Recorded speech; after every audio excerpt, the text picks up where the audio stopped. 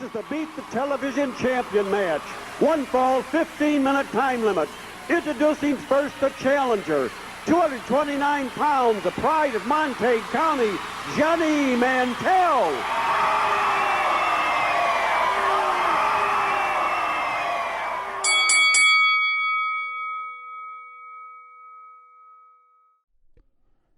In the realm of professional wrestling, fans are treated to fights of glory, brutal confrontations, and even the realm of the fantastic. But rarely do we ever stop to think of the men and women who make this athletic spectacle possible. I'm Kieran Gibbs, and I was able to interview a hero of the Squared Circle. My name is Johnny Mantell, and I was a professional wrestler for many years. I couldn't sing and I couldn't dance, so I had to do something to make a living for my family, and wrestling was one of the things I could do. Mantell comes from a time before the absolute reign of World Wrestling Entertainment, known as the Territory Days. In the Territory Days, when there was 36 territories here around the United States running, there was groups of those companies that ran under the NWA label. Sanctioned by the NWA, National Wrestling Alliance.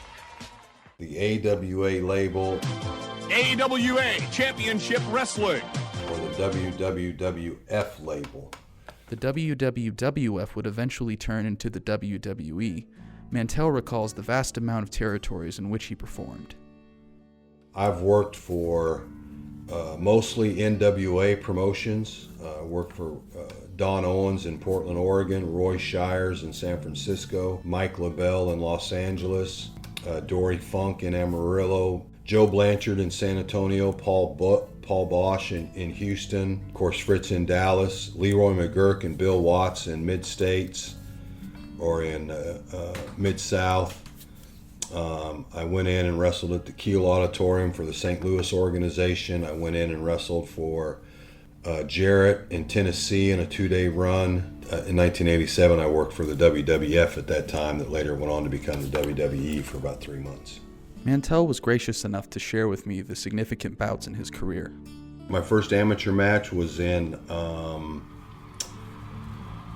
about October of 1965 in Pomona, California at a YMCA, a double elimination tournament. I lost both matches that day. My first pro match was in 1976 in Bakersfield, California at Jewel Strongbow Stadium. And I won that first match against a luchador wrestler out of Mexico, Mr. Mexico #3. Well, one match that stays with me all the time is the television title match in Fort Worth, Texas against Jimmy Garvin. I could tell you the date, but right now my mind's empty. But it took place on a Monday night in Fort Worth, Texas, Will Rogers Coliseum. And Jimmy Garvin and I were wrestling for the TV title. He was the champion, and I won that match that night. And so that's one of the matches that really stick out in my head. He also notes the metamorphosis of the industry and how it differs from his tenure.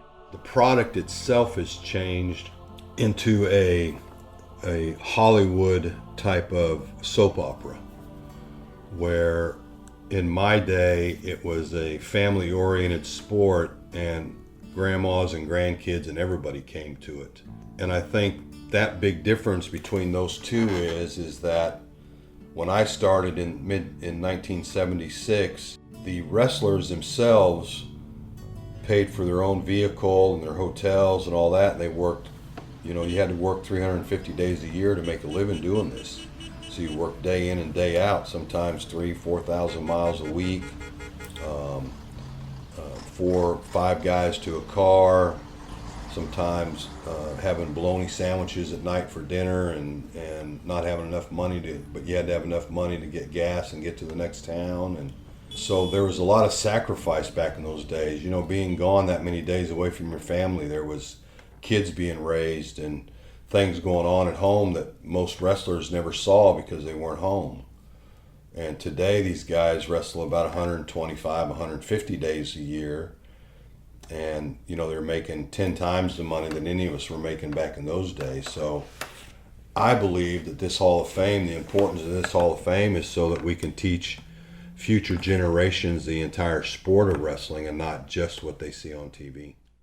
The Hall of Fame he speaks of resides in Wichita Falls, Texas, and equates to much more than a trophy room or museum. Well, this Hall of Fame was started in upstate New York in 1999. A gentleman by the name of Tony Villano started asking the wrestlers about what they do with their stuff when they retired, what happened to it, was there a Hall of Fame any place, all those questions. And when he realized there wasn't one, he got one started in upstate New York. And they started the collection in 99. They started the inductions in 2002, and here in 2019 we just finished our 18th induction.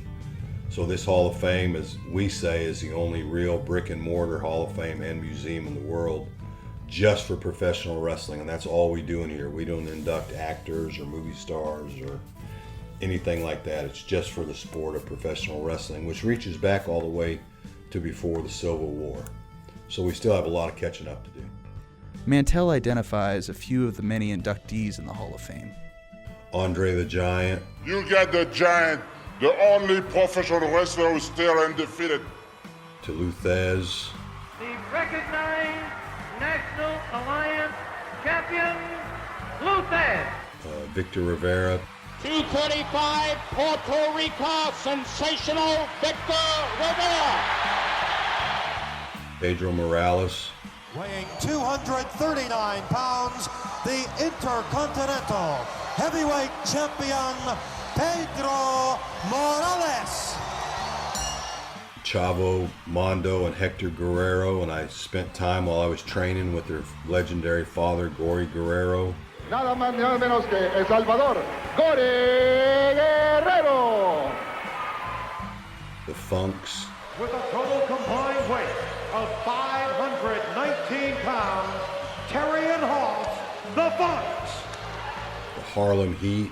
Right here tonight, one thing that BT and Big Steve gonna do, see, we gonna turn this mother out. Now can you dig that?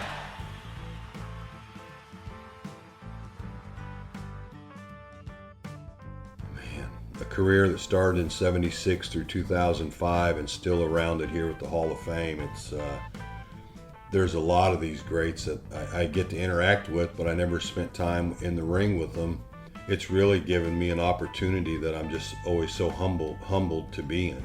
That word Hall of Famer should go to somebody that dedicated their life and their work to this business, not just a stint during their life. You know, they need to be. We need to make sure we're honoring everybody that deserves to be on that wall, and there's a lot of guys that are missing from that wall. As a parting sentiment, Mantell explains the crucial components of this industry. Well, I think the biggest thing about wrestling is that, and a lot of the wrestlers forget it, a lot of the promoters forget it, is that everybody on a card's interchangeable. Every card that presents wrestling to the fans should have a mission, and that mission should be to entertain and get their fans invested in the product that's in the ring. To really make this business what it has always been through the years, professional wrestling, it's good versus evil, and somehow good always prevails at the end, and so that's so Americana as anything. And I think the fact that it's been around forever is the fact that they're supplying a product that people enjoy. And if people come and enjoy the matches and can holler and scream for the one they want to cheer for and boo and yell at the one they want to hate, then it's a successful night.